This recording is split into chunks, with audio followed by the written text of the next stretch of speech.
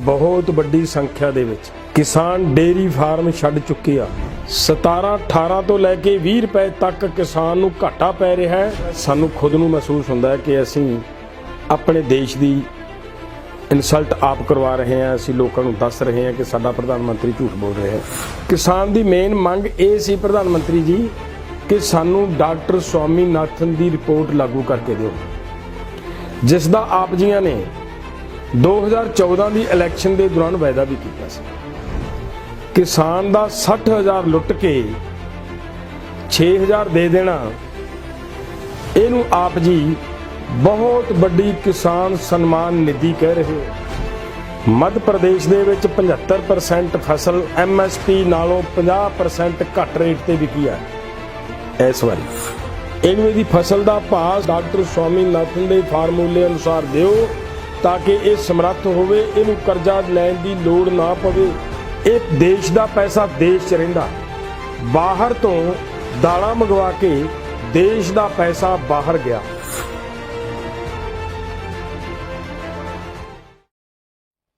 दो 2014 में सरकार बनने के बाद हमारी सरकार ने नई अप्रोच के साथ काम करना शुरू किया।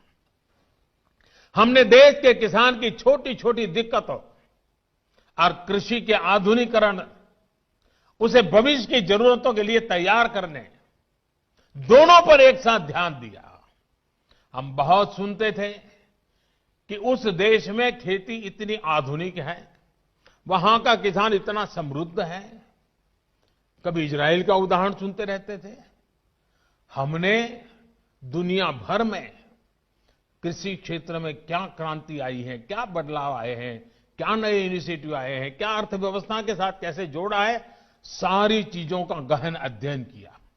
इसके बाद हमने अपने अलग अलग लक्ष्य बनाए और सभी पर एक साथ काम शुरू किया। हमने लक्ष्य बनाकर काम किया कि देश के किसानों का खेती पर होने वाला खर्च, इनपुट कॉस्ट, ये कम हो, उसका खर्चा कम हो। परम सत्कारयोग साडे बहुत ही सन्मानयोग प्रधानमंत्री जी, प्रधानमंत्री दा रुतबा, प्रधानमंत्री दा अहुदा बहुत ही सन्मानयोग अहुदा होया करदा है। देशां विदेशां दे विच एक मन्निया परमन्निया देश दा अगर देश दा प्रधानमंत्री जैसा है, ओहो जा ही चेहरा देश दा बाहर जाके मतलब प्रगट होंदा है। ते आप जियां ने बार बार एक ही गल झूठ ते झूठ मार रहे हो। जेकर आप जियां दी हर वीडियो नूं, हर भाषण नूं काउंटर करिए तो मेरा ख्याल है सानू खुद नूं महसूस होंदा है कि असीं अपने देश दी इंसल्ट आप करवा रहे हैं। असीं लोकां नूं दस रहे हैं कि साडा प्रधानमंत्री झूठ बोल रहा है। सो इस करके मानयोग प्रधानमंत्री जी, आप जियां ने एक गल कही है आप जी दे भाषण दे विच कि असीं देश दे किसानां दा फसल ते आउण वाला खर्चा घटाया है, पर शायद मेरा ख्याल है थानू ग्राउंड लैवल दी जो रिपोर्ट है, रियलिटी है, या तो तुहाडे तक तुहाडे मंत्री, तुहाडे अधिकारी पहुँचा नहीं रहे, या फिर तुहानू पता नहीं।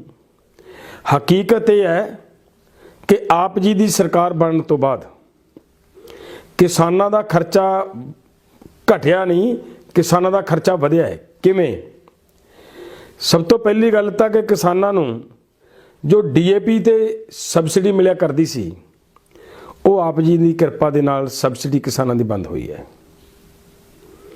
दूसरी गल, जिहड़ा डीजल किसानां नूं 40 रुपए तो लैके 35 रुपए तो लैके 40-45 रुपए तक मिलता रहा है, वो आप जी दी सरकार आउण तो बाद अज 74 रुपए तो उपर अज लोकां नूं डीजल मिल रहा है। जिहड़ी साडे किसानां नूं लोड़ है मेन कि खेती संद, ट्रैक्टर, उन्हां खेती संदां दे उत्ते, ट्रैक्टर दे उत्ते 12% ਤੋਂ ਲੈ ਕੇ 18% ਤੱਕ ਦਾ GST ਟੈਕਸ ਲੱਗ ਗਿਆ। ਇਹਦੇ ਨਾਲ ਕਿਸਾਨਾਂ ਦੇ ਉੱਤੇ ਕਿੰਨੇ ਪਰਸੈਂਟ ਦਾ ਹੋਰ ਬੋਝ ਪਿਆ, ਇਹ ਤੁਸੀਂ ਸ਼ਾਇਦ ਮੇਰਾ ਖਿਆਲ ਤੁਹਾਡੇ ਤੱਕ ਰਿਪੋਰਟ ਨਹੀਂ ਪਹੁੰਚਦੀ। ਸੋ ਪ੍ਰਧਾਨ ਮੰਤਰੀ ਜੀ, ਇਹਦੇ ਨਾਲ ਇਹਨਾਂ ਸਾਰੇ ਖਰਚਿਆਂ ਨੂੰ ਅਗਰ ਧਿਆਨ ਨਾਲ ਵੇਖਿਆ ਜਾਵੇ ਤੇ ਕਿਸਾਨ ਦਾ ਖਰਚਾ ਘਟਣ ਦੀ ਬਜਾਏ ਵਧਿਆ ਹੈ। ਸੋ ਇਸ ਕਰਕੇ ਇਸ ਗੱਲ ਨੂੰ ਨੋਟ ਕਰਨ ਦੀ ਲੋੜ ਹੈ।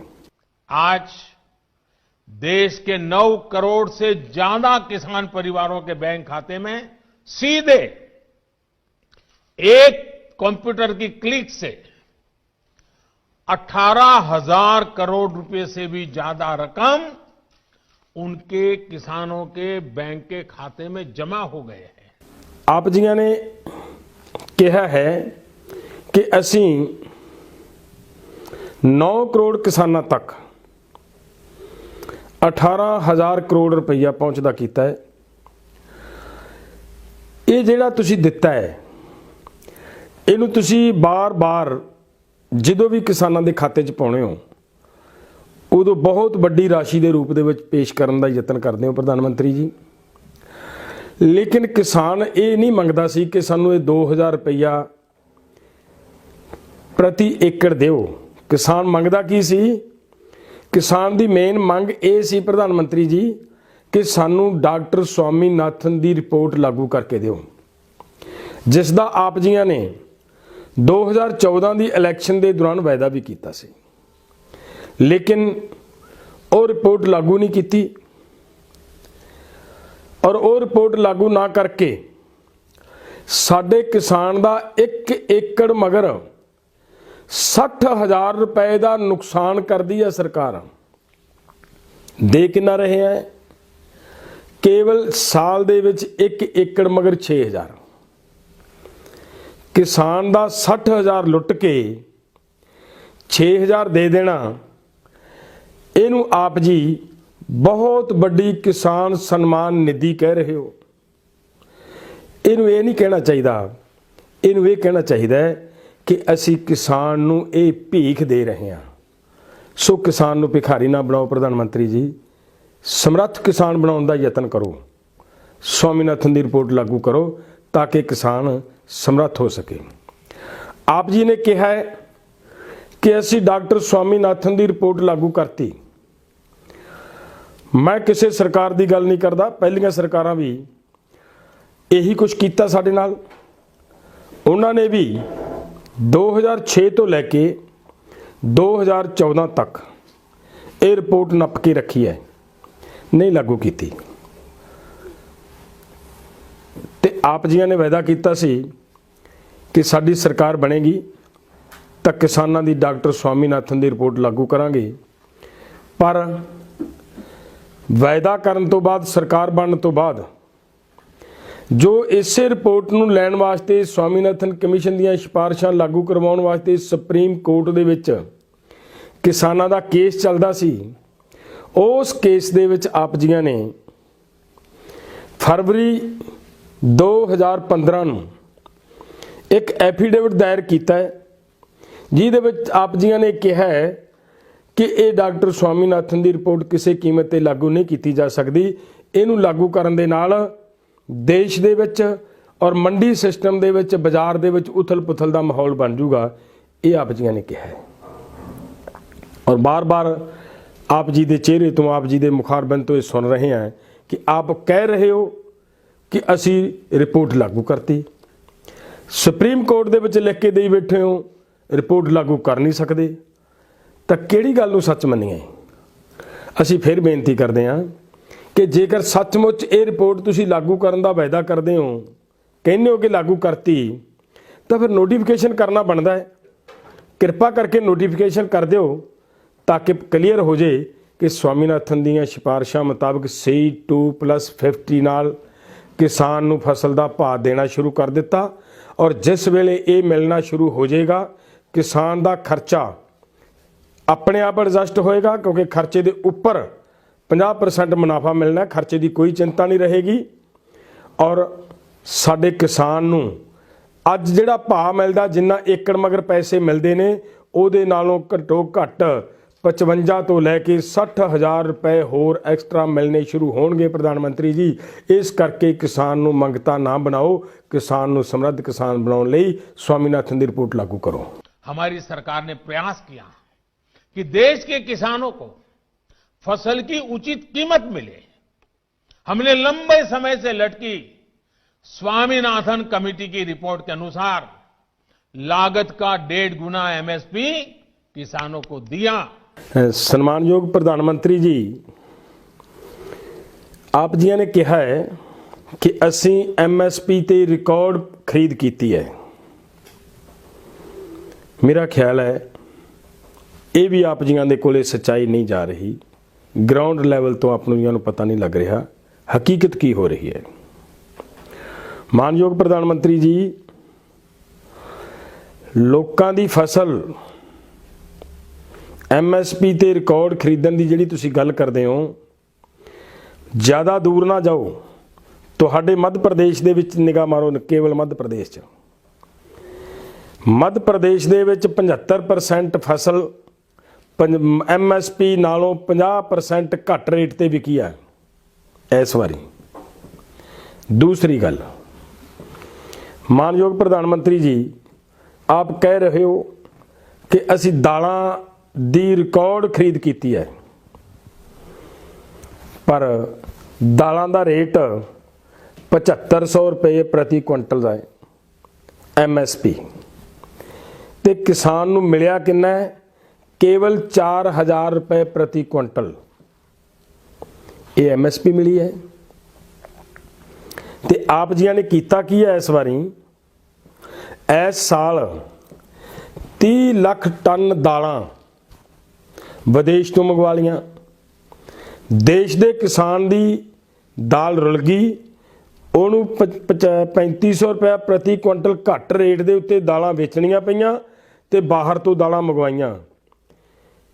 ਕੱਲਾ ਇੰਨਾ ਨੁਕਸਾਨ ਨਹੀਂ ਹੋਇਆ, ਇੱਕ ਹੋਰ ਬਹੁਤ ਵੱਡਾ ਨੁਕਸਾਨ ਹੋਇਆ ਹੈ।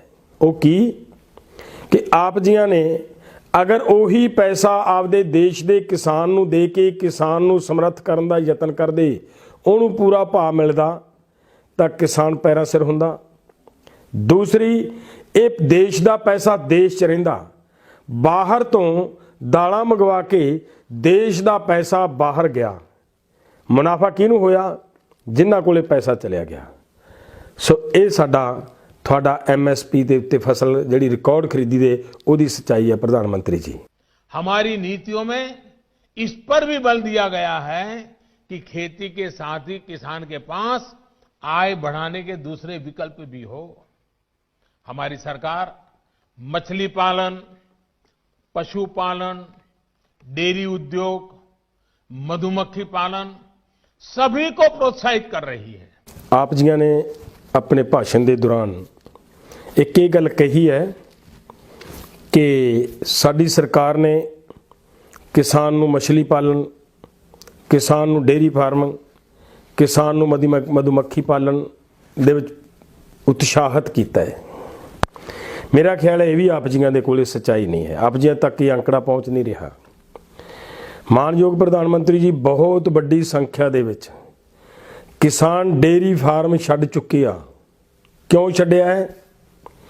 ਕਿਉਂਕਿ ਜਿਹੜਾ ਦੁੱਧ ਹੈ, ਦੁੱਧ ਦੀ ਪੈਦਾਵਾਰ ਲਗਭਗ 47 ਰੁਪਏ ਪ੍ਰਤੀ ਕਿਲੋ ਔਰ ਕਿਸਾਨ ਨੂੰ ਮਿਲ ਰਿਹਾ ਹੈ 25, 26, 27, 28 ਰੁਪਏ ਕਿਲੋ। ਹੁਣ ਇਹ ਇੰਨੇ ਪੈਸੇ 17, 18 ਤੋਂ ਲੈ ਕੇ 20 ਰੁਪਏ ਤੱਕ ਕਿਸਾਨ ਨੂੰ ਘਾਟਾ ਪੈ ਰਿਹਾ ਹੈ, ਜਿਹਦੇ ਕਾਰਨ ਕਿਸਾਨ ਡੇਅਰੀ ਫਾਰਮਿੰਗ ਦਾ ਕੰਮ ਛੱਡ ਕੇ ਪਾਸੇ ਹੋ ਗਿਆ, ਲੋਕਾਂ ਨੇ ਪਸ਼ੂ ਵੇਚਤੇ। 2014 में जहां 7 लाख करोड़ रुपए का प्रावधान एक किसानों के लिए किया गया था धन के लिए, वही इसे अब करीब 14 लाख करोड़ रुपए यानी 2 गुना किया गया है ताकि किसान को कर्ज मिल सके। दूसरा, आप जी ने अपने भाषण के दौरान एक बहुत बड़ी मार्के की गल की है कि 7 लाख करोड़ रुपया किसानों को करजा मिलता सी, किसानों वास्ते रिजर्व रखा जाता सी, ते असी साडी सरकार आउण तो बाद असी डबल करता 14 ਲੱਖ ਕਰੋੜ ਰੁਪਈਆ ਕਰਤਾ। ਕੀ ਕੀਤਾ ਹੈ? ਕਰਜ਼ਾ। ਅਸੀਂ ਬਾਰ-ਬਾਰ ਬੇਨਤੀ ਕਰਦੇ ਹਾਂ ਪ੍ਰਧਾਨ ਮੰਤਰੀ ਜੀ ਕਿ ਕਿਸਾਨ ਨੂੰ ਕਰਜ਼ਾ ਦੇਣ ਦੀ ਲੋੜ ਨਹੀਂ, ਕਿਸਾਨ ਨੂੰ ਸਮਰੱਥ ਕਰਨ ਦੀ ਲੋੜ ਹੈ। ਇਹਨੂੰ ਇਹਦੀ ਫਸਲ ਦਾ ਭਾਅ ਡਾਕਟਰ ਸਵਾਮੀਨਾਥਨ ਦੇ ਫਾਰਮੂਲੇ ਅਨੁਸਾਰ ਦਿਓ ਤਾਂ ਕਿ ਇਹ ਸਮਰੱਥ ਹੋਵੇ, ਇਹਨੂੰ ਕਰਜ਼ਾ ਲੈਣ ਦੀ ਲੋੜ ਨਾ ਪਵੇ। ਇਹੀ ਕਰਜ਼ਾ ਤਾਂ ਅੱਜ ਕਿਸਾਨ ਦੀ ਖੁਦਕਸ਼ੀ ਦਾ ਕਾਰਨ ਬਣਿਆ ਹੋਇਆ ਸਨਮਾਨਯੋਗ ਪ੍ਰਧਾਨ ਮੰਤਰੀ ਜੀ। ਜਿਹੜੀ ਆਪ ਚੀਜ਼ ਬਹੁਤ ਵੱਡੀ ਕਹਿ ਰਹੇ ਹੋ ਕਿ ਕਿਸਾਨਾਂ ਨੂੰ ਬਹੁਤ ਕੁਝ ਦੇ ਦਿੱਤਾ। ਸੋ ਇਸ ਕਰਕੇ ਕਰਜ਼ੇ ਦੀ ਗੱਲ ਛੱਡ ਗਏ, ਆਪਾਂ ਕਰਜ਼ਾ ਦੇਣ ਵਾਲੇ ਪਾਸਿਓਂ ਪਿੱਛੇ ਹਟ ਕੇ ਇਹ ਕਰੀਏ ਕਿ ਕਿਸਾਨ ਨੂੰ ਕਰਜ਼ਾ ਚੱਕਣਾ ਹੀ ਨਾ ਪਵੇ, ਕਿਸਾਨ ਇੰਨਾ ਸਮਰੱਥ ਹੋ ਜੇ ਕਿ ਉਹਨੂੰ ਉਹਦੀ ਫਸਲ ਦਾ ਪੂਰਾ ਭਾਅ ਮਿਲ ਜੇ। ਡਾਕਟਰ ਸਵਾਮੀਨਾਥਨ ਦਾ ਫਾਰਮੂਲਾ ਲਾਗੂ ਕਰੀਏ ਤਾਂ ਕਿ ਕਿਸਾਨ ਸਮਰੱਥ ਹੋਵੇ। यही किसान है जिसे बिजली के मुफ्त कनेक्शन, गैस के मुफ्त कनेक्शन, ये बहुत बड़ा लाभ हुआ है। ਆਪ ਜੀਆਂ ਨੇ ਆਪਣੇ ਭਾਸ਼ਣ ਦੇ ਦੌਰਾਨ ਇੱਕ ਗੱਲ ਇਹ ਵੀ ਕਹੀ ਹੈ ਕਿ ਅਸੀਂ ਕਿਸਾਨਾਂ ਨੂੰ ਮੁਫਤ ਬਿਜਲੀ ਦੇ ਕਨੈਕਸ਼ਨ ਦਿੱਤੇ ਨੇ, ਮੁਫਤ ਬਿਜਲੀ ਦੇ ਰਹੇ ਹਾਂ। ਪਰ ਮੇਰਾ ਖਿਆਲ ਹੈ ਤੁਹਾਨੂੰ ਭੁੱਲ ਗਿਆ ਹੋਣਾ ਹੈ ਕਿ ਤੁਸੀਂ ਪੰਜਾਬ ਦੀ ਸਰਕਾਰ ਦੇ ਉੱਤੇ ਇੱਕ ਲੈਟਰ ਜਾਰੀ ਕੀਤਾ ਹੈ, ਇੱਕ ਫਾਈਲ ਗਈ ਹੈ ਪੰਜਾਬ ਦੀ ਇਸ ਗਵਰਨਮੈਂਟ ਕੋਲੇ ਕਿ ਕਿਸਾਨਾਂ ਨੂੰ ਫ੍ਰੀ ਬਿਜਲੀ ਦੇਣੀ ਬੰਦ ਕਰੋ।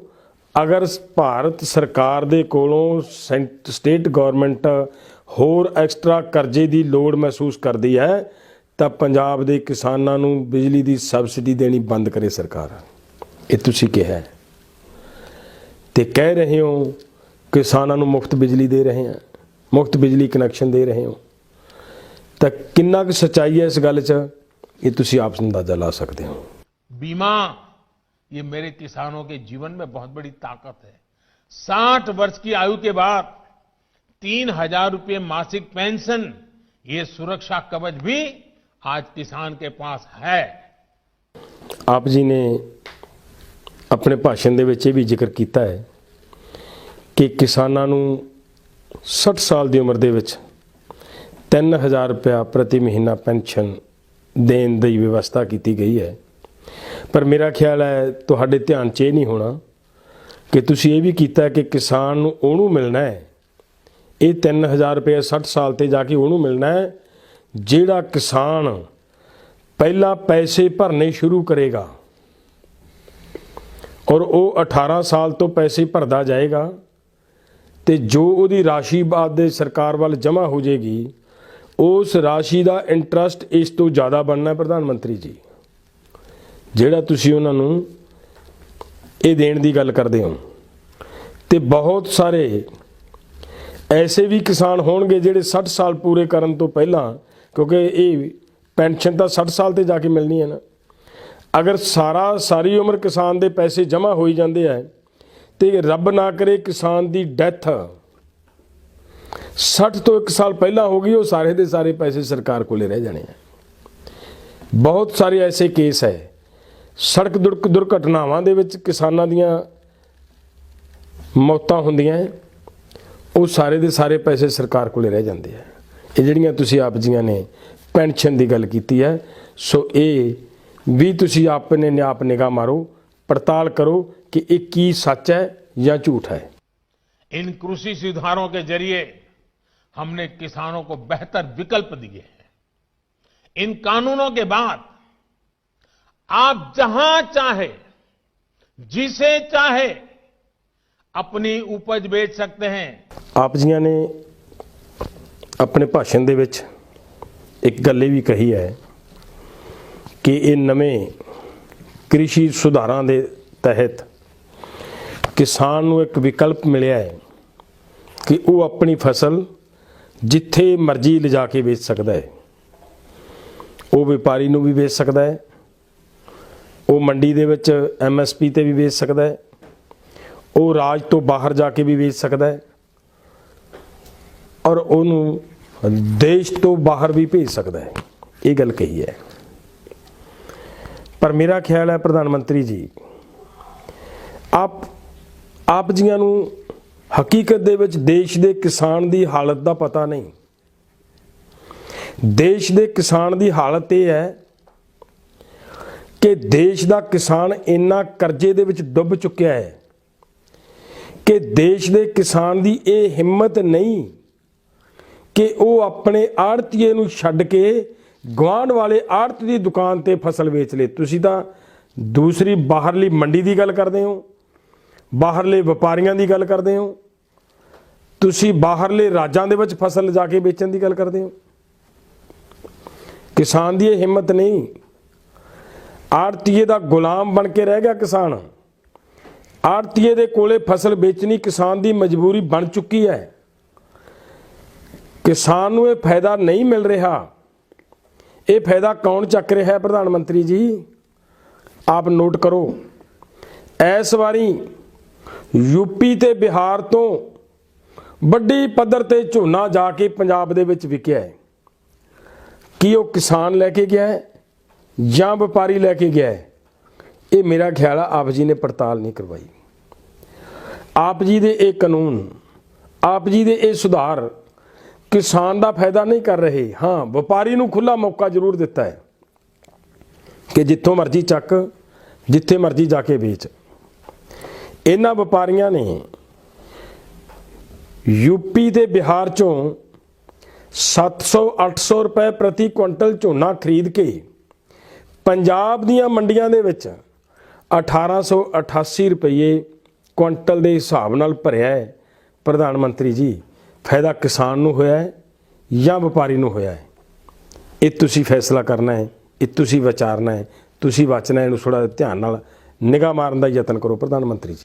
साथियों, आज नए कृषि सुधारों के बारे में असंख्य झूठ फैलाए जा रहे हैं। कुछ लोग किसानों के बीच भ्रम फैला रहे हैं कि एमएसपी समाप्त की जा रही है, तो कुछ लोग अफवाहें फैला रहे हैं कि मंडियों को बंद कर दिया जाएगा। सम्मानयोग प्रधानमंत्री जी, आप जी ने अपने भाषण ਦੇ ਵਿੱਚ ਕਿਹਾ ਹੈ कि कुछ लोग भरम फैला रहे ने कि मंडियां खत्म कर दित्तियां जाणगियां, एमएसपी खत्म कर दित्ती जाएगी। भरम नहीं, किसान समझ चुक्या है। तो मैं आप जियां नूं दसना चाहना कि मंडियां खत्म होणगियां, वाਕਿਆ ही खत्म होणगियां। किवें खत्म होणगियां कि आप जियां दे ये नਵੇਂ ਜਿਹੜੇ कृषि सुधार कानून आए है, इन्हां कानूनां दे जरिए सरकारी मंडी दे पैरलर प्राइवेट मंडी आ रही है प्रधानमंत्री जी। और ये देश दे अंदर निगाह मार के वेखो, जदों किसी भी सरकारी अदारे दे समान अंतर, सरकारी अदारे दे पैरलर प्राइवेट अदारा आके खड़ा है, प्राइवेटेशन आई है, उस वेले हमेशा सरकारी अदारे दा पट्ठा बैठा है, सरकारी अदारा डिग्या है। नोट कर लो, सरकारी हॉस्पिटल प्राइवेट हॉस्पिटलों ने मारिया, एजुकेशन का प्रबंध, एजुकेशन का पट्ठा प्राइवेट स्कूलों के सिस्टम ने बिठाया है। ट्रांसपोर्ट आ जिहड़ी प्राइवेट ट्रांसपोर्ट ने सरकारी ट्रांसपोर्ट खत्म की है। जियो ने एक प्राइवेट सिम ने साडा सरकारी BSNL खत्म किया है। सो इसे तरह इस प्राइवेट मंडी ने साडी APMC खत्म करनी है। किवें खत्म करनी है वो मैं दसना चाहना है। जिस तरह जियो ने सस्ता सिम दे के BSNL का लक तोड़िया है, इसे तरह आप जियां दी इस प्राइवेट मंडी दे प्राइवेट प्लेयर ने, खरीददार ने किसानां नूं 4% वध दे के, लालच दे के सरकारी मंडी खत्म करनी है। जदों सरकारी मंडी दे विच माल गया ही ना, माल विकिया ही ना, तो सरकारी मंडी दे विच आड़तीए ने ते मुलाजम ने ते व्यापारियां दा बैठण दी कोई तुक नहीं। और सरकार ये कह के मंडी बोर्ड दे अदारे नूं और साडी जिहड़ी FCI है, ये दोनों अदारियां नूं ये कह के खत्म करेगी, तोड़ेगी ਕਿ ਇਹਨਾਂ ਦੋਹਾਂ ਅਦਾਰਿਆਂ ਦਾ ਹੁਣ ਕੋਈ ਮਤਲਬ ਨਹੀਂ ਰਹਿ ਗਿਆ, ਕਿਉਂਕਿ ਪਿਛਲੇ ਸਮੇਂ ਦੇ ਵਿੱਚ ਨਾ FCI ਨੇ ਕੋਈ ਦਾਣਾ ਖਰੀਦਿਆ ਹੈ ਤੇ ਨਾ ਸਰਕਾਰੀ ਮੰਡੀ ਦੇ ਥਰੂ ਕੋਈ ਦਾਣਾ ਵਿਕਿਆ ਹੈ। ਸੋ ਇਸ ਬਹਾਨੇ ਨਾਲ ਇਹ ਦੋਨੇ ਮੰਡੀਆਂ, ਮੰਡੀ ਤੇ FCI ਖਤਮ ਹੋਣਗੀਆਂ ਔਰ ਉਸ ਤੋਂ ਬਾਅਦ ਕਿਸਾਨ ਵਪਾਰੀ ਦੇ ਹੱਥ ਦਾ ਖਿਲੌਣਾ ਬਣ ਕੇ ਰਹਿ ਜਾਏਗਾ ਔਰ ਵਪਾਰੀ ਫਿਰ ਆਪਣੇ ਗਜਾਂ ਨਾਲ ਨਾਪੂਗਾ, ਵਪਾਰੀ ਫਿਰ ਆਪਣੇ ਢੰਗ ਨਾਲ ਕਿਸਾਨਾਂ ਦੀ ਲੁੱਟ ਕਰੇਗਾ। ਔਰ ਇਸ ਕਰਕੇ ਇਹ ਤੁਹਾਡੇ ਜਿਹੜੇ कृषि कानून ने एक किसान पक्षी नहीं, किसान विरोधी नहीं। मैं आपको फिर ध्यान दिलाना चाहता हूं कि इन कानूनों को लागू हुए कई महीने बीत गए हैं। क्या आपने देश के किसी एक कोने में एक भी मंडी के बंद होने की खबर सुनी है? ਸਨਮਾਨਯੋਗ ਪ੍ਰਧਾਨ ਮੰਤਰੀ ਜੀ, ਆਪ ਜੀਆਂ ਨੇ ਆਪਣੇ ਭਾਸ਼ਣ ਦੇ ਵਿੱਚ ਕਿਹਾ ਹੈ ਕਿ ਕਈ ਮਹੀਨੇ ਹੋ ਗਏ ਇਹਨਾਂ ਕਾਨੂੰਨਾਂ ਨੂੰ ਲਾਗੂ ਹੋਇਆ, ਦੇਸ਼ ਦੇ ਵਿੱਚ ਕੋਈ ਇੱਕ ਵੀ ਮੰਡੀ ਦੱਸੋ ਜਿਹੜੀ ਬੰਦ ਹੋਈ ਹੈ। ਮੇਰਾ ਖਿਆਲ ਹੈ ਤੁਹਾਡੇ ਤੱਕ ਰਿਪੋਰਟ ਇਹ ਵੀ ਨਹੀਂ ਆ ਰਹੀ। ਤੁਹਾਡੇ ਕੋਲੇ ਪਿਆ ਰਿਕਾਰਡ ਅਨੁਗਿਆ ਸਰਕਾਰੀ ਪੋਰਟਲ ਹੈ, ਕਿਰਪਾ ਕਰਕੇ ਉਹਨੂੰ ਫਰੋਲੋ, ਉਹਨੂੰ ਖੋਲੋ। ਉਹਦੇ 'ਚ ਸਪਸ਼ਟ ਲਿਖਿਆ ਹੈ ਕਿ ਮੱਧ ਪ੍ਰਦੇਸ਼ ਦੀਆਂ 47 ਮੰਡੀਆਂ ਬੰਦ ਹੋ ਗਈਆਂ ਇਸ ਵਾਰੀ, ਔਰ ਬਾਕੀ ਮੰਡੀਆਂ ਦੇ ਵਿੱਚ ਜਿਹੜੀ ਫਸਲ ਵਿਕੀ ਹੈ ਉਹ ਅੱਧ ਤੋਂ ਜ਼ਿਆਦਾ ਫਸਲ MSP ਨਾਲੋਂ ਘੱਟ ਰੇਟ ਤੇ ਵਿਕੀ ਹੈ। ਪ੍ਰਧਾਨ ਮੰਤਰੀ ਜੀ, ਇਹ ਵੇਖੋ, ਇਹ ਨਿਗਿਆ पोर्टल, सरकारी पोर्टल है, निगाह मारो प्रधान मंत्री जी। जहां तक MSP का सवाल है, हाल के दिनों में सरकार ने बहुत सी फसलों का न्यूनतम समर्थन मूल्य भी बढ़ा दिया है। ये कृषि सुधारों के बाद भी हुआ है, नए कृषि कानूनों के बाद भी हुआ है। सम्मानयोग प्रधानमंत्री जी, आप जी ने अपने भाषण के दौरान ये गल भी कही है कि असी MSP का रेट भी MSP भी वधाई है, पर खरीदी कितनी है? सवाल तो इस गल का है। MSP ਵਧਾਉਣਾ होर चीज़ है तो MSP ते खरीद करना होर चीज़ है। प्रधानमंत्री जी, MSP ते खरीद तो हो नहीं रही। मक्की का MSP ते रेट 1840 रुपए प्रति क्विंटल है। सन्मानयोग प्रधानमंत्री जी, पर किसान बेचारे दी तां 600 तो लैके 1000 रुपए तक लुटी गई। ये है सच्चाई आप जियां दी MSP ਵਧਾਉਣ दी। कि बढ़े हुए न्यूनतम समर्थन मूल्य MSP पर सरकार ने किसानों की उपज की रिकॉर्ड स्तर पर खरीदी की है, और वो भी नए कानून बनने के बाद। सम्मानयोग प्रधानमंत्री जी, आप जियां ने कहा है कि MSP ਦੇ ਉੱਤੇ फसल विक रहा सी, ਜਦੋਂ ਸਾਰੇ ਲੋਕਾਂ ਨੇ, ਕਿਸਾਨਾਂ ਨੇ ਵੇਚਿਆ, देश के अंदर अंदोलन ठंडा भी किया गया कि किसान MSP ਦੇ ਉੱਤੇ फसल बेच ਲੈਣ। पर मेरा ख्याल है ਤੁਹਾਨੂੰ पता नहीं होना कि करोना का पंगा पिया हुआ सी ना ਜਿਹੜਾ उस वेले किसान की ये दशा हो गई सी कि किसान नूं मंडियां दे विच पास नहीं सी मिल रहे। बड़े औखे हो के किसानां ने फसल बेची है। और एक गल होर दसीए कि आप जियां दे बिहार चों अते यूपी चों झोना पंजाब च जा रहा सी, और किसान इधरले अंदोलन दे नाल नाल एक होर अंदोलन कर रहे सी कि बाहर तो आउण वाला झोना रोक के लोग रोकी बैठे सी कि बाहरला झोना जे आया तो साडा पंजाब दा झोना नहीं चक्या जाना। क्यों? क्योंकि एक लिमिट हुंदी है झोना चक्कण दी, लिमिट तो सरकार ने वधाई नहीं ते झोना जावड़िया बाहरलियां स्टेटां तो। ये भी एक तरह की मतलब सच्चाई सी जिहड़ी इत्थे वेखी गई है। सो प्रधानमंत्री जी, ये हकीकत ये हुई सी।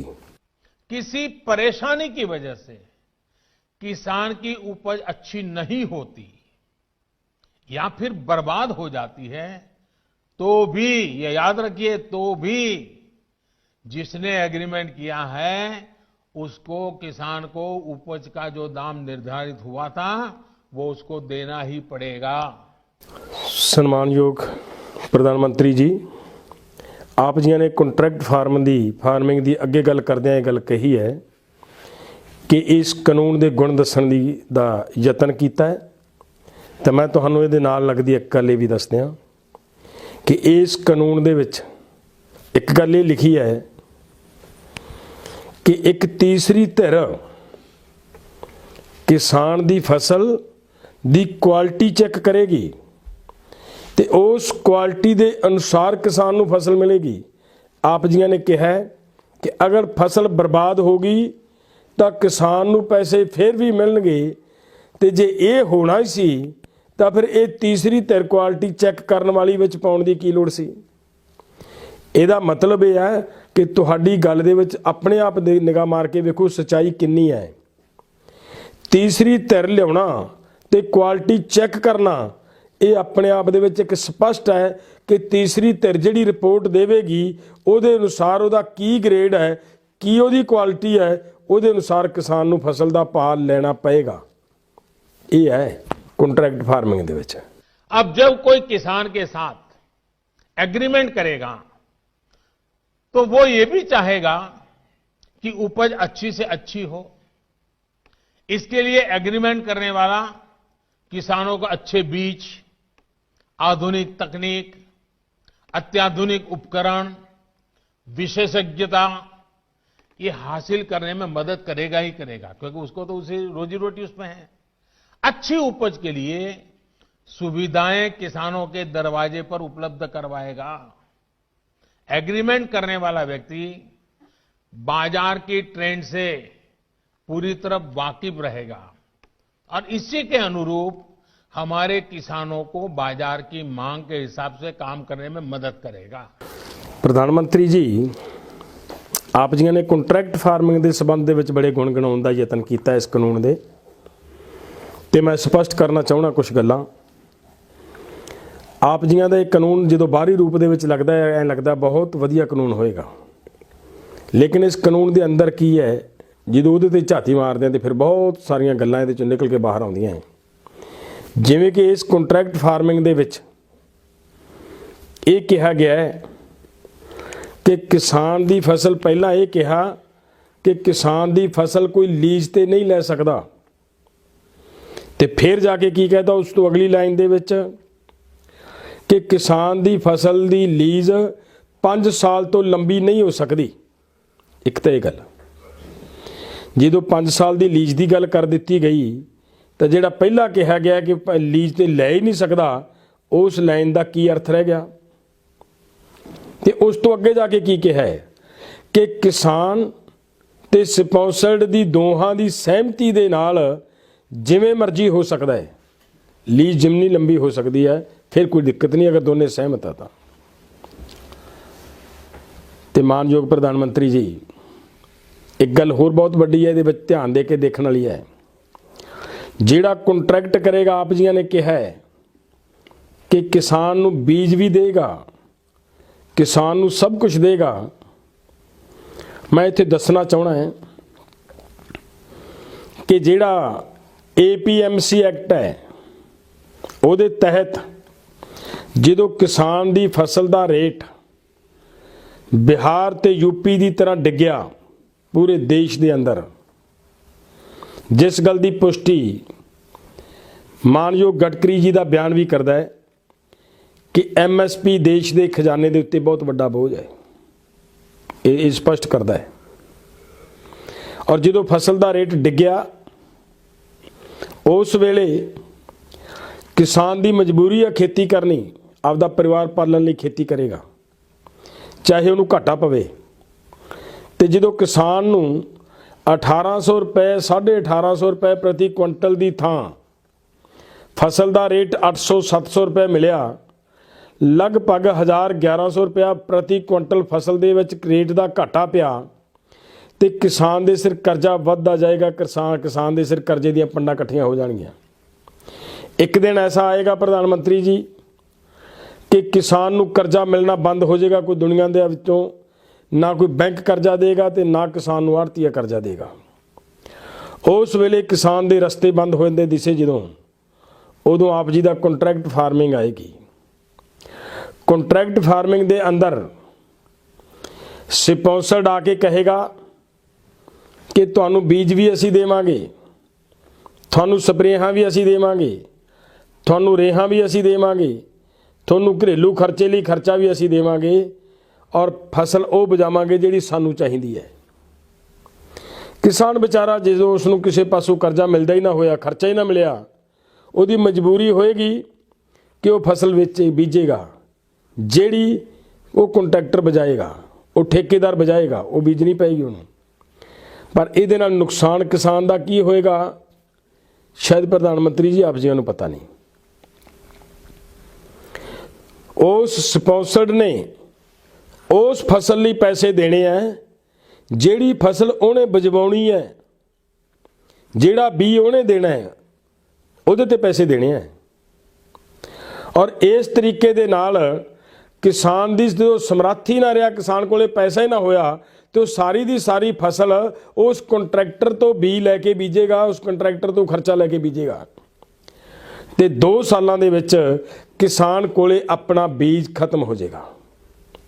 ਜਿਸ ਵੇਲੇ ਕਿਸਾਨ ਦਾ ਆਪਣਾ ਬੀਜ ਖਤਮ ਹੋਇਆ ਉਸ ਵੇਲੇ ਕਿਸਾਨ ਇੱਕ ਨਵੇਂ ਟਰੈਪ ਦੇ ਵਿੱਚ ਫਿਰ ਫਸ ਜਾਏਗਾ। ਕਿਸਾਨ ਦੇ ਕੋਲੇ ਬੀ ਵੀ ਨਹੀਂ ਹੋਏਗਾ ਔਰ ਉਹੀ ਵਪਾਰੀ, ਉਹੀ ਕੰਟਰੈਕਟਰ, ਉਹੀ ਸਪਾਂਸਰਡ ਜਿਹੜਾ ਕੱਲ 2 ਸਾਲ ਪਹਿਲਾਂ ਕਿਸਾਨ ਨੂੰ 200 ਰੁਪਏ ਕਿਲੋ ਬੀ ਦੇ ਰਿਹਾ ਸੀ ਨਾ, ਉਹ 2000 ਰੁਪਏ ਕਿਲੋ ਦੇਗਾ। ਔਰ ਫਿਰ ਆਏਗੀ ਗੱਲ ਜਿਹੜੀ ਆਪ ਜੀ ਦੇ ਕੰਟਰੈਕਟ ਫਾਰਮਿੰਗ ਦੇ ਐਕਟ ਦੇ ਵਿੱਚ ਵੀ ਲਿਖੀ ਹੈ ਕਿ ਕਿਸਾਨ ਦੀ ਫਸਲ ਨੂੰ ਇੱਕ ਤੀਸਰੀ ਧਿਰ ਲੈਬੋਰਟਰੀ ਟੈਸਟ ਕਰੇਗੀ। ਉਹ ਦੱਸੇਗੀ ਕਿ ਫਸਲ ਦਾ ਗ੍ਰੇਡ ਕੀ ਹੈ, ਫਸਲ ਦਾ ਗ੍ਰੇਡ A ਹੈ, ਫਸਲ ਦਾ ਗ੍ਰੇਡ B ਹੈ, ਫਸਲ ਦਾ ਗ੍ਰੇਡ C ਹੈ। ਔਰ ਉਹ ਫਿਰ ਰੇਟ ਤੈਅ ਕੀਤੇ ਹੋਣਗੇ ਕਿ A ਗ੍ਰੇਡ ਦਾ ਰੇਟ 4000 ਹੈ, B ਗ੍ਰੇਡ ਦਾ 3000 ਹੈ, C ਗ੍ਰੇਡ ਦਾ 2000 ਹੈ ਤੇ D ਗ੍ਰੇਡ ਦਾ 1000 ਹੈ। ਉਹ ਫਿਰ ਕੰਟਰੈਕਟਰ ਦੀ ਮਰਜ਼ੀ ਦੇ ਮੁਤਾਬਕ ਉਹਦੇ ਇਸ਼ਾਰੇ ਦੇ ਉੱਤੇ ਉਹ ਲੈਬੋਰਟਰੀ ਉਹਦੀ ਰਿਪੋਰਟ ਦੇਗੀ ਤਾਂ ਫਿਰ ਉਹ ਰਿਪੋਰਟ ਆ ਜਿਹੜੀ ਸਾਨੂੰ ਉਮੀਦ ਹੈ ਕਿ ਕਿਸਾਨ ਦੇ ਪੱਖ 'ਚ ਨਹੀਂ ਆਉਣੀ, ਉਹ ਰਿਪੋਰਟ ਆ ਜਿਹੜੀ ਉਹ ਕੰਟਰੈਕਟਰ ਦੇ ਪੱਖ 'ਚ ਆਏਗੀ। ਕਿਸਾਨ ਦੀ ਫਸਲ ਕਦੇ ਵੀ A ਗ੍ਰੇਡ ਜਾਂ B ਗ੍ਰੇਡ ਨਹੀਂ ਆਏਗੀ ਕਿਉਂਕਿ ਕਿਸਾਨ ਦੀ ਮਜਬੂਰੀ ਹੈ। ਉਸ ਵੇਲੇ ਮਜਬੂਰੀ ਦਾ ਫਾਇਦਾ ਉਠਾਉਂਦਿਆਂ ਇਹ ਕਿਸਾਨ ਦੀ C ਗ੍ਰੇਡ D ਗ੍ਰੇਡ ਜਦੋਂ ਫਸਲ ਦਾ ਗ੍ਰੇਡ ਆਉਣ ਲੱਗਿਆ ਤਾਂ ਕਿਸਾਨ ਦੀ ਇੱਥੇ ਬਹੁਤ ਵੱਡੀ ਪੱਧਰ ਤੇ ਲੁੱਟ ਹੋਏਗੀ।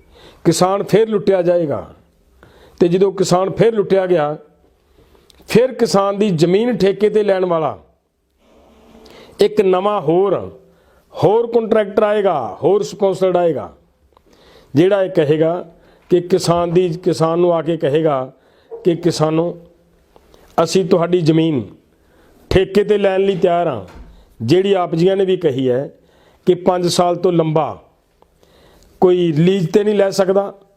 ਤੇ ਅੱਗੇ ਜਾ ਕੇ ਆਪ ਜੀਆਂ ਦੇ ਕਾਨੂੰਨ ਦੇ ਵਿੱਚ ਇਹ ਵੀ ਗੱਲ ਕਹੀ ਹੈ ਕਿ ਜੇਕਰ ਦੋਹਾਂ ਦੀ ਸਹਿਮਤੀ ਹੈ ਤਾਂ ਲੀਜ਼ ਜਿੰਨੀ ਮਰਜ਼ੀ ਲੰਬੀ ਹੋ ਸਕਦੀ ਹੈ, ਦੋਹਾਂ ਦੀ ਸਹਿਮਤੀ ਹੈ ਤਾਂ। ਤੇ ਜਦੋਂ ਕਿਸਾਨ ਕੋਲੇ ਕੋਈ ਰਸਤਾ ਹੀ ਨਾ ਬਚਿਆ ਫਿਰ ਕਿਸਾਨ ਨੂੰ ਆਪਣੇ ਆਪ ਮਜਬੂਰੀ ਬਸ ਆਪਣੀ ਜ਼ਮੀਨ ਠੇਕੇ ਤੇ ਦੇਣ ਲਈ, ਜਿਹੜਾ ਉਹ ਠੇਕੇ ਤੇ ਜ਼ਮੀਨ ਲੈਣ ਲਈ ਆਏਗਾ ਉਹਨੂੰ ਜ਼ਮੀਨ ਠੇਕੇ ਤੇ ਦੇਣੀ ਪਏਗੀ। ਔਰ ਉਹ ਜ਼ਮੀਨ ਜਦੋਂ ਠੇਕੇ ਤੇ ਦੇਗਾ ਉਹ 50 ਸਾਲ ਲਈ, 60 ਸਾਲ ਲਈ, 40 ਸਾਲ ਲਈ, 70 ਸਾਲ ਲਈ ਲੰਬੀ ਲੀਜ਼ ਹੋਏਗੀ। ਔਰ ਉਹ ਲੀਜ਼ ਜਦੋਂ ਹੋਏਗੀ ਮੇਰਾ ਖਿਆਲ ਹੈ ਉਹ ਤੀਸਰੀ ਪੀੜ੍ਹੀ ਦਾ ਜਿਹੜਾ ਸਾਡਾ ਬੱਚਾ ਹੋਏਗਾ ਉਸ ਬੱਚਾ ਨਹੀਂ ਪਤਾ ਲੱਗੇਗਾ ਉਹਨੂੰ ਕਿ ਮੇਰੀ ਜ਼ਮੀਨ ਕਿੱਥੇ ਸੀ। ਔਰ 2 ਪੀੜ੍ਹੀਆਂ ਉਹ ਲੀਜ਼ ਤੇ ਜ਼ਮੀਨ ਦੇ ਰਹਿੰਦਿਆਂ 2 ਪੀੜ੍ਹੀਆਂ ਖਤਮ ਹੋ ਜਾਣਗੀਆਂ। ਇੱਕ ਗੱਲ ਹੋਰ ਬੜੀ ਵੱਡੀ ਕਹੀ ਹੈ ਆਪ ਜੀਆਂ ਨੇ ਕਾਨੂੰਨ 'ਚ ਲਿਖਿਆ ਹੈ ਕਿ ਅਗਰ ਕਿਸਾਨ ਦੀ ਜ਼ਮੀਨ ਦੇ ਉੱਤੇ ਕੋਈ ਸਟਰਕਚਰ ਖੜਾ ਹੁੰਦਾ ਹੈ ਤਾਂ ਉਹਦੇ ਤੇ ਬੀਮਾ ਪਾਲਿਸੀ ਲਈ ਜਾ ਸਕਦੀ ਹੈ। ਉਸ ਸਟਰਕਚਰ ਦੇ ਉੱਤੇ ਕ੍ਰੈਡਿਟ ਲਿਆ ਜਾ ਸਕਦਾ ਹੈ। ਆਪ ਜੀ ਨੇ ਲੋਨ ਨਹੀਂ ਕਿਹਾ, ਬੜਾ ਵਧੀਆ ਸ਼ਬਦ ਵਰਤਿਆ ਕ੍ਰੈਡਿਟ। ਕ੍ਰੈਡਿਟ ਸ਼ਬਦ ਦਾ ਅਰਥ ਵੀ ਕਰਜ਼ਾ ਹੁੰਦਾ ਹੈ ਪ੍ਰਧਾਨ ਮੰਤਰੀ ਜੀ। ਕਰਜ਼ਾ ਲੈਣ ਦੀ ਵਿਵਸਥਾ ਕੀਤੀ ਗਈ ਹੈ ਔਰ ਉਸ ਸਟਰਕਚਰ ਦੇ ਉੱਤੇ ਉਹ ਜਿਹੜਾ ਸਪਾਂਸਰਡ ਹੋਏਗਾ ਉਹ ਕਰਜ਼ਾ ਚੱਕੇਗਾ, 5 ਕਰੋੜ 7 ਕਰੋੜ 10 ਕਰੋੜ ਕਰਜ਼ਾ ਚੱਕ ਕੇ ਲੈ ਗਿਆ, ਤਾਂ ਫਿਰ 20 ਸਾਲ ਦੀ 30 ਸਾਲ ਦਾ ਉਹਨੇ ਕੰਟਰੈਕਟ ਕੀਤਾ ਹੈ, 20 ਸਾਲ 30 ਸਾਲ ਉਹ ਬਿਲਡਿੰਗ ਨੂੰ ਯੂਜ਼ ਕਰੇਗਾ, ਤੇ 30 ਸਾਲ ਤੋਂ ਬਾਅਦ ਉਹ ਜਿਉਂ ਦੀ ਤਿਉਂ ਛੱਡ ਕੇ ਚਲਾ ਜਾਏਗਾ। ਕਿਉਂਕਿ ਆਪ ਜੀ ਦੇ ਕਾਨੂੰਨ ਦੇ ਵਿੱਚ ਇਹ ਵਿਵਸਥਾ ਹੈ ਕਿ ਜੇਕਰ ਉਹ ਛੱਡ ਕੇ ਚਲਾ ਜਾਂਦਾ ਹੈ ਨਾ, ਤਾਂ ਫਿਰ ਜਿਹੜੀ ਉਹ ਬਿਲਡਿੰਗ ਹੈ ਉਹ ਕਿਸਾਨ ਦੀ ਹੋ ਜਾਏਗੀ। ਬਹੁਤ ਵੱਡਾ ਤੋਹਫਾ ਹੈ ਇਹ ਆਪ ਜੀ ਦੇ ਹਿਸਾਬ ਨਾਲ। ਪਰ ਹਕੀਕਤ ਕੀ ਹੈ ਕਿ ਜੇ ਉਹ ਬਿਲਡਿੰਗ ਕਿਸੇ ਕੰਮ ਦੀ ਹੁੰਦੀ ਤਾਂ ਉਹ ਵਪਾਰੀ ਛੱਡ ਕੇ ਕਿਉਂ ਜਾਂਦਾ? ਉਹ ਵਪਾਰੀ ਛੱਡ ਕੇ ਹੀ ਇਸ ਲਈ ਜਾਊਗਾ ਕਿਉਂਕਿ ਉਹਨੂੰ ਪਤਾ ਹੈ ਵਪਾਰੀ ਨੂੰ ਕਿ ਮੈਨੂੰ ਇੱਥੋਂ ਚੱਕ ਕੇ ਲਿਜਾਣ 'ਚ, ਉਧੇੜ ਕੇ ਲਿਜਾਣ 'ਚ, ਢਾਹ ਕੇ ਲਿਜਾਣ 'ਚ ਘਾਟਾ ਪੈਂਦਾ ਹੈ, ਔਰ ਉਹ ਛੱਡ ਕੇ ਚਲਾ ਜਾਏਗਾ। ਔਰ ਉਸ ਦੇ ਉੱਪਰ ਜੋ ਕਰਜ਼ਾ ਹੈ, ਕਰਜ਼ਾ ਵੀ ਜਿਉਂ ਦੀ ਤਿਉਂ ਕਿਸਾਨ ਦੇ ਸਿਰ ਖੜਾ ਰਹੇਗਾ। ਇਹ ਆਪ ਜੀਆਂ ਦੇ ਕੰਟਰੈਕਟ ਫਾਰਮਿੰਗ ਦੇ ਵਿੱਚ ਇਸ ਐਕਟ ਦੇ ਵਿੱਚ ਲਿਖਿਆ ਪ੍ਰਧਾਨ ਮੰਤਰੀ ਜੀ। ਅੱਗੇ ਜਾ ਕੇ ਕੰਟਰੈਕਟ ਫਾਰਮਿੰਗ ਐਕਟ ਦੇ ਵਿੱਚ ਇੱਕ ਗੱਲ ਹੋਰ ਬੜੀ ਤਕੜੀ ਲਿਖੀ ਹੈ ਕਿ ਅਗਰ ਕਿਸਾਨ ਦੇ ਬੰਨੀ ਪੈਸੇ ਨਿਕਲਦੇ ਹੈ ਉਹਦੇ ਤੋਂ ਉਗਰਾਹੀ ਕਰਨੀ ਹੈ, ਕਿਸਾਨ ਤੋਂ ਪੈਸੇ ਲੈਣੇ ਹੈ ਕੰਟਰੈਕਟਰ ਨੇ, ਉਹ ਸਪਾਂਸਰਡ ਨੇ, ਤਾਂ ਪੈਸੇ ਲੈਣ ਲਈ ਆਪ ਜੀਆਂ ਨੇ ਇਹ ਕਿਹਾ ਹੈ ਕਿ ਉਹ ਪੈਸਿਆਂ ਦੀ ਰਿਕਵਰੀ ਲੈਂਡ ਰੈਵਨਿਊ ਐਕਟ ਦੇ ਤਹਿਤ ਹੋ ਸਕਦੀ ਹੈ। ਇਹ ਕਿਹਾ ਸਵਾਰ ਕੇ ਪੜ੍ਹਿਓ।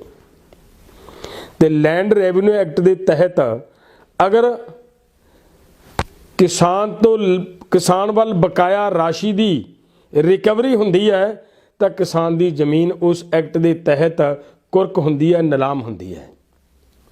ਇਹ ਲਿਖਿਆ ਆਪਦੇ ਐਕਟ ਦੇ ਵਿੱਚ। ਸੋ ਜਿਸ ਐਕਟ ਦੇ ਆਪ ਬਹੁਤ ਵੱਡੇ ਗੁਣ ਤੇ फायदे सुना रहे हो प्रधानमंत्री जी, उस एक्ट दे विच आ भी सारा कुछ लिखा है।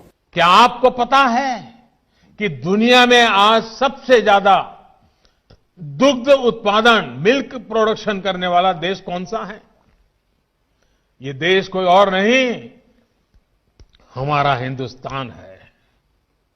हमारे पशुपालक, हमारे किसान की मेहनत है। सम्मानयोग प्रधानमंत्री जी, आप जी ने कहा है कि दुध का उत्पादन बढ़िया है,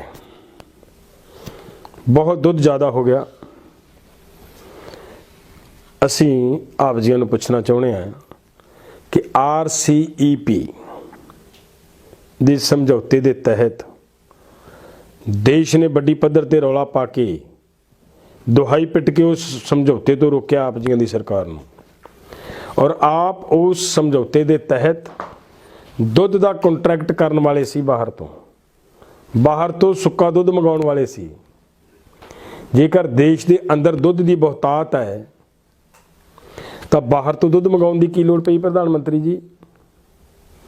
ਹਕੀਕਤ ਇਹ ਨਹੀਂ, ਹਕੀਕਤ ਇਹ ਹੈ ਕਿ ਦੇਸ਼ ਦੇ ਕਿਸਾਨ ਨੂੰ ਦੁੱਧ 45 ਤੋਂ 47 48 ਰੁਪਏ ਪ੍ਰਤੀ ਕੁਇੰਟਲ ਪੈਦਾ ਕਰਨ ਤੇ ਖਰਚਾ ਪੈ ਰਿਹਾ ਪ੍ਰਧਾਨ ਮੰਤਰੀ ਜੀ। ਔਰ ਮਿਲ ਕੀ ਰਿਹਾ ਕਿਸਾਨ ਨੂੰ 25 ਤੋਂ ਲੈ ਕੇ 27 28 29 30 ਰੁਪਏ ਤੱਕ ਇਹ ਰੇਟ ਮਿਲ ਰਿਹਾ ਕਿਸਾਨ ਨੂੰ। ਇੰਨਾ ਘਾਟਾ ਖਾ ਰਿਹਾ ਕਿਸਾਨ, ਔਰ ਇਸ ਘਾਟੇ ਦਾ ਮਾਰਿਆ ਹੌਲੀ ਹੌਲੀ ਕਿਸਾਨ ਡੇਅਰੀ ਫਾਰਮਿੰਗ ਨੂੰ ਛੱਡ ਚੁੱਕਿਆ ਹੈ ਔਰ ਵੱਡੀ ਪੱਧਰ ਦੇ ਉੱਤੇ ਪੰਜਾਬ ਦੇ ਅੰਦਰ ਡੇਅਰੀ ਫਾਰਮਿੰਗ ਫੇਲ ਹੋ ਚੁੱਕੀ ਹੈ। ਲੋਕ ਧੰਦਾ ਛੱਡ ਚੁੱਕੇ ਹੈ ਔਰ ਇਹੀ ਕਾਰਨ ਸੀ कि आप जी ने दुध बाहर तो मंगवाना शुरू किया है और कह रहे हो कि डेयरी फार्मिंग ਨਾਲ बहुत बड़ा फायदा हो रहा किसान ਨੂੰ। सो इस करके थोड़ा इस गल वाल भी मानयोग प्रधान मंत्री जी ध्यान देने की लोड़ है कि दुध का खर्चा की हुंदा है ते दुध दा रेट की मिल रहा है। देश भर के किसानों ने खुल करके जो समर्थन दिया है, ये मेरे लिए अत्यंत संतोष और गर्व का विषय है।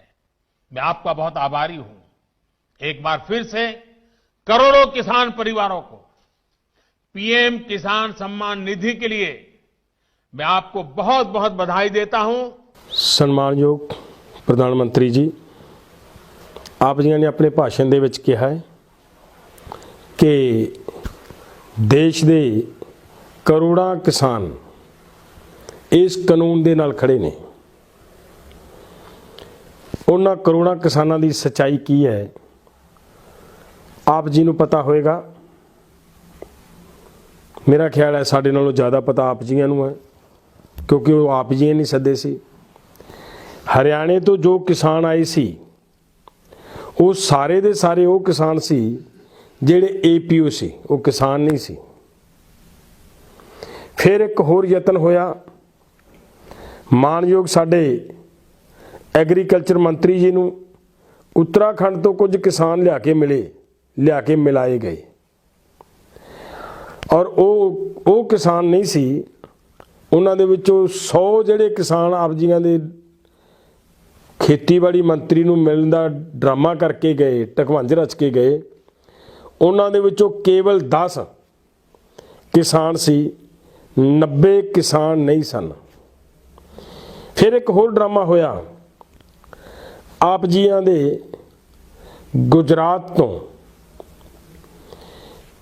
ਇੱਕ ਵਫਦ ਮਿਲਿਆ ਵਿਖਾਇਆ ਗਿਆ ਹੈ ਕਿ ਕਿਸਾਨਾਂ ਦਾ ਵਫਦ ਆਇਆ ਔਰ ਇਹਨਾਂ ਕਾਨੂੰਨਾਂ ਦੇ ਪੱਖ ਦੇ ਵਿੱਚ ਉਹਨਾਂ ਨੇ ਪ੍ਰਧਾਨ ਮੰਤਰੀ ਜੀ ਨੂੰ ਮੰਗ ਪੱਤਰ ਦਿੱਤਾ ਕਿ ਇਹ ਕਾਨੂੰਨ ਬਹੁਤ ਚੰਗੇ ਨੇ। ਪਰ ਉਹ ਥੋੜੇ ਦਿਨਾਂ ਬਾਅਦ ਉਹ ਐਕਸਪੋਜ਼ ਹੋਇਆ। ਇੱਕ ਉਹਨਾਂ ਦੇ ਵਿੱਚੋਂ ਇੱਕ ਵੀਰ ਨੇ ਇਹ ਕਿਹਾ ਕਿ ਅਸੀਂ ਪ੍ਰਧਾਨ ਮੰਤਰੀ ਜੀ ਨੂੰ ਕਿਸੇ ਖੇਤੀ ਕਾਨੂੰਨਾਂ ਦੇ ਸਬੰਧ 'ਚ ਮਿਲਣ ਨਹੀਂ ਗਏ ਸੀ, ਸਾਡੇ ਤਾਂ ਗੁਰਦੁਆਰੇ ਦਾ ਮਾਮਲਾ ਸੀ ਤੇ ਉਸ ਗੁਰਦੁਆਰਾ ਕਮੇਟੀ ਨੂੰ ਮਾਨਯੋਗ ਪ੍ਰਧਾਨ ਮੰਤਰੀ ਜੀ ਨੂੰ ਉਸ ਗੁਰਦੁਆਰੇ ਦੇ ਮਸਲੇ ਦੇ ਸਬੰਧ 'ਚ ਮਿਲਾਇਆ ਗਿਆ ਸੀ। ਔਰ ਉਸ ਆਦਮੀ ਨੇ ਸਪਸ਼ਟ ਕੀਤਾ ਹੈ ਕਿ ਉਹ ਜਿਹੜਾ ਡੈਪੂਟੇਸ਼ਨ ਮਿਲ ਰਿਹਾ ਹੈ ਉਹਦੇ ਵਿੱਚ ਰਾਉਂਡ ਲਾ ਕੇ ਉਹਨੇ ਦਿਖਾਇਆ ਹੈ ਕਿ ਮੇਰੀ ਤਸਵੀਰ ਆ ਹੈ ਤੇ ਮੈਂ ਇੱਥੇ ਵਿੱਚ ਬੈਠਾ ਹਾਂ ਔਰ ਕ੍ਰਿਸ਼ੀ ਕਾਨੂੰਨਾਂ ਦਾ, ਖੇਤੀ ਸੁਧਾਰਾਂ ਦੀ ਕੋਈ ਗੱਲ ਨਹੀਂ ਹੋਈ, ਕੇਵਲ ਸਾਡੇ ਗੁਰਦੁਆਰੇ ਦੇ ਮਸਲੇ ਤੇ ਗੱਲ ਹੋਈ, ਜਿਹਦਾ ਪ੍ਰਚਾਰ ਇਹ ਕੀਤਾ ਗਿਆ ਕਿ ਇਹ ਕਿਸਾਨ ਆ ਕੇ ਮਿਲੇ ਨੇ ਗੁਜਰਾਤ ਦੇ। ਸੋ ਸੱਚਾਈ ਇਹ ਹੈ ਜੋ ਤੁਸੀਂ ਕਹਿ ਰਹੇ ਹੋ, ਕਰੋੜਾਂ ਕਿਸਾਨ ਸਾਨੂੰ ਇਸ ਅੰਦੋਲਨ ਦਾ ਸਮਰਥਨ ਦੇ ਰਹੇ ਨੇ। ਸੋ ਸੱਚਾਈ ਜਾਣਨ ਦਾ ਯਤਨ ਕਰੋ ਪ੍ਰਧਾਨ ਮੰਤਰੀ ਜੀ। ਜੋ ਕਿਸਾਨ ਅੱਜ ਅੰਦੋਲਨ ਕਰ ਰਹੇ ਨੇ, ਕਿਰਪਾ ਕਰਕੇ ਉਹਨਾਂ ਕਿਸਾਨਾਂ ਦੀ ਆਵਾਜ਼ ਨੂੰ, ਉਹਨਾਂ ਕਿਸਾਨਾਂ ਨੂੰ ਸੁਣਨ ਦਾ ਯਤਨ ਕਰੋ ਤਾਂ ਕਿ ਕਿਸਾਨਾਂ ਦੇ ਇਸ ਮਸਲੇ, ਇਸ ਸਮੱਸਿਆ ਦਾ ਸਮਾਧਾਨ ਨਿਕਲ ਸਕੇ, ਇਹਦਾ ਹੱਲ ਨਿਕਲ ਸਕੇ। ਫਿਰ ਜਦੋਂ ਕਿਸਾਨਾਂ ਨੇ ਇਹ ਕ੍ਰਿਸ਼ੀ ਸੁਧਾਰ, ਇਹ ਖੇਤੀ ਕਾਨੂੰਨ ਮੰਗੇ ਹੀ ਨਹੀਂ ਤਾਂ ਜ਼ਬਰਦਸਤੀ ਸਰਕਾਰ ਕਿਉਂ ਕਿਸਾਨਾਂ ਨੂੰ ਇਹ ਦੇਣਾ ਚਾਹੁੰਦੀ ਹੈ? ਸਰਕਾਰ ਨੂੰ ਚਾਹੀਦਾ ਹੈ ਕਿ ਜੇ ਕਿਸਾਨ ਨਹੀਂ ਚਾਹੁੰਦੇ ਤਾਂ ਸਰਕਾਰ ਨੂੰ ਇਹ ਕਾਨੂੰਨ ਵਾਪਸ ਲੈ ਲੈਣੇ ਚਾਹੀਦੇ ਹੈ। ਰੋਜ਼ ਕਿਸਾਨ ਇੱਥੇ ਸੜਕਾਂ ਤੇ ਬੈਠੇ ਨੇ, ਠੰਡ ਦੇ ਦਿਨ ਨੇ, ਠਰ ਰਹੇ ਨੇ ਔਰ ਵੱਡੀ ਪੱਧਰ ਦੇ ਉੱਤੇ ਕਿਸਾਨਾਂ ਦੀਆਂ ਸ਼ਹਾਦਤਾਂ ਹੋ ਰਹੀਆਂ। ਸੋ ਇਸ ਲਈ ਸਨਮਾਨਯੋਗ ਪ੍ਰਧਾਨ ਮੰਤਰੀ ਜੀ, ਆਪ ਇਸ ਗੱਲ ਦੇ ਉੱਤੇ ਵਿਸ਼ੇਸ਼ ਧਿਆਨ ਦੇ ਕੇ ਇਸ ਮਸਲੇ ਦਾ ਹੱਲ ਕਰੋ ਤਾਂ ਕਿ ਤੁਹਾਨੂੰ, ਮੇਰਾ ਖਿਆਲ ਹੈ, ਰੁਝੇਵਿਆਂ ਦੇ ਵਿੱਚ ਇਹ ਵੀ ਨਹੀਂ ਦਿਸਿਆ ਹੋਣਾ ਕਿ ਦਿੱਲੀ ਦੀਆਂ ਸਰਹੱਦਾਂ ਤੇ ਕਿਸਾਨ ਬੈਠੇ ਨੇ। ਧੰਨਵਾਦ ਜੀ।